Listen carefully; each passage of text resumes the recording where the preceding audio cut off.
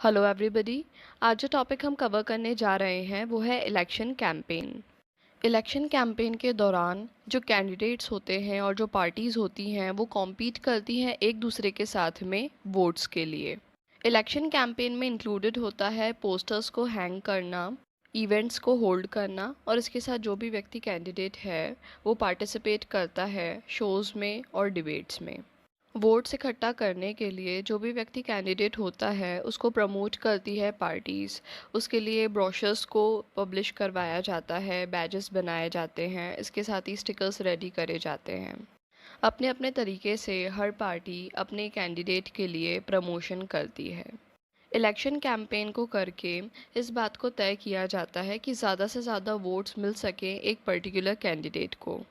और इसके साथ ही ये कोशिश की जाती है कि जो लोग हैं वो पार्टिसिपेट करें ज़्यादा से ज़्यादा इलेक्शन में और वोट करें हमारे कैंडिडेट के लिए।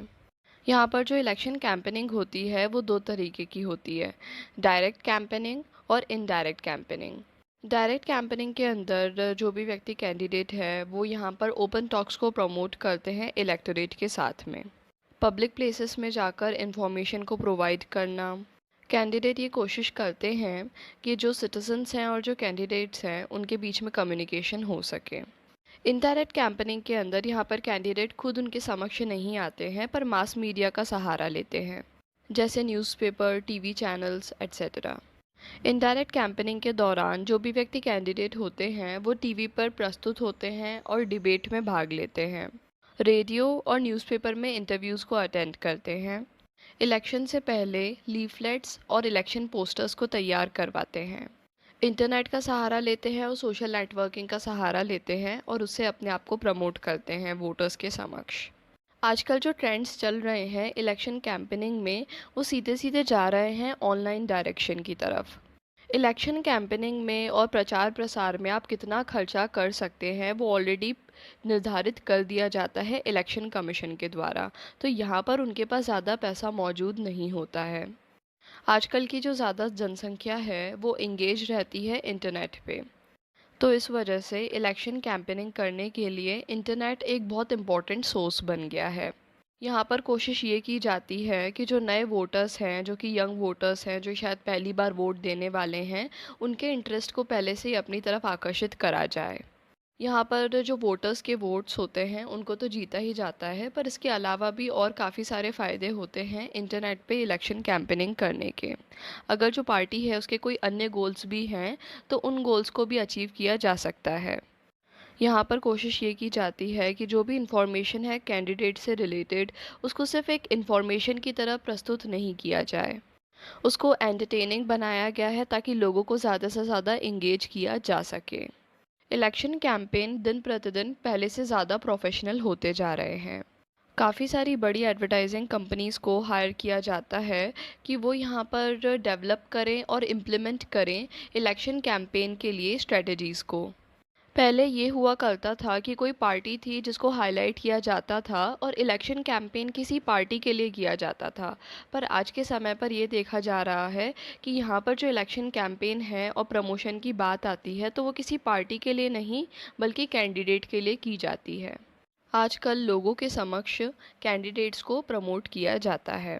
ये बहुत ज़्यादा ज़रूरी हो जाता है कि लोग फ्रीली और ओपनली डिस्कस करें कि कौन सा रिप्रेजेंटेटिव किससे बेटर है, कौन सी पार्टी ऐसी है जो कि बेटर गवर्नमेंट बना सकती है और कौन सी पार्टी ऐसी है जो अच्छी पॉलिसीज़ लेकर आ सकती है। यही किया जाता है इलेक्शन कैंपेन के दौरान। इलेक्शन कैंपेन में यही बताया जाता है कि कौन सी पार्टी क्या पॉलिसीज़ लेकर आने वाली है और सारी पार्टीज़ अपनी तरफ से बताती हैं कि वो दूसरी पार्टी से बेटर किस तरह है। इलेक्शन कैंपेन का काम तब शुरू किया जाता है जब 2 हफ्ते का समय बकाया होता है कैंडिडेट्स की फाइनल लिस्ट आने और डेट ऑफ पोलिंग के बीच में। जैसे ही इलेक्शन के लिए कैंडिडेट्स की लिस्ट आ जाती है और पोलिंग का समय निकट होता है, इसी बीच 2 हफ्ते के अंदर अंदर इलेक्शन कैंपेन को किया जाता है। इस समय में जो कैंडिडेट्स होते हैं वो अपने वोटर्स को कांटेक्ट करते हैं। पॉलिटिकल लीडर्स जो होते हैं वो इलेक्शन के लिए मीटिंग्स को कंडक्ट करते हैं और अपने सपोर्टर्स को मोबिलाइज करते हैं। ये वो समय होता है जब न्यूज़पेपर्स और टीवी चैनल्स सब पर इलेक्शन के बारे में दिखाया जाता है और इलेक्शन के लिए डिबेट्स को कंडक्ट किया जाता है। हमारे इलेक्शन लॉ के अनुसार कोई भी पार्टी कैंडिडेट को रिश्वत नहीं दे सकती है और कैंडिडेट को डरा भी नहीं सकती है। कोई भी पार्टी कास्ट और रिलीजन के बेसिस पे वोटर्स के समक्ष अपील नहीं कर सकती है। किसी भी पार्टी के द्वारा गवर्नमेंट के रिसोर्सेज को इस्तेमाल नहीं किया जा सकता है इलेक्शन कैंपेन करने के लिए।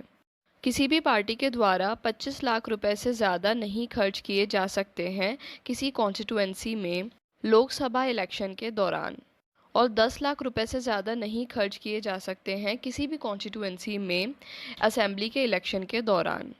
अगर उनके द्वारा ऐसा किया जाता है तो जो इलेक्शन है उसे रिजेक्ट कर दिया जाता है कोर्ट के द्वारा। अगर किसी कैंडिडेट के इलेक्शन कैंपेन के दौरान जो अमाउंट है वो ज़्यादा खर्च की जाती है और बाद में ये बात साबित हो जाती है तो उसके बाद भले ही फिर वो कैंडिडेट जीत क्यों ना जाए, यहाँ पर इलेक्शंस को रिजेक्ट कर दिया जाता है। जितनी भी पॉलिटिकल पार्टीज़ हैं हमारी कंट्री में, उनने अग्री करा है model code of conduct for election campaign पे। इसके अनुसार कोई भी पार्टी या फिर कोई भी कैंडिडेट इलेक्शन प्रोपेगेंडा के लिए वर्शिप की प्लेस को इस्तेमाल नहीं कर सकता है।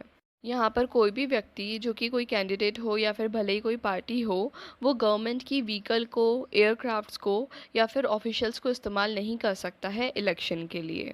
एक बार जब इलेक्शन को अनाउंस कर दिया जाता है तो किसी भी मिनिस्टर के द्वारा फाउंडेशन ले नहीं किया जा सकता है किसी भी प्रोजेक्ट के लिए। ऐसे समय पर कोई भी मिनिस्टर कोई बड़ा पॉलिसी डिसीजन भी नहीं ले सकता है और ऐसे समय पर मिनिस्टर्स के द्वारा प्रॉमिसेस भी नहीं किए जा सकते हैं कि वो कोई बड़ी पब्लिक फैसिलिटी को प्रोवाइड करवाएंगे। तो आज जो हमने टॉपिक कवर किया वो है इलेक्शन कैंपेन।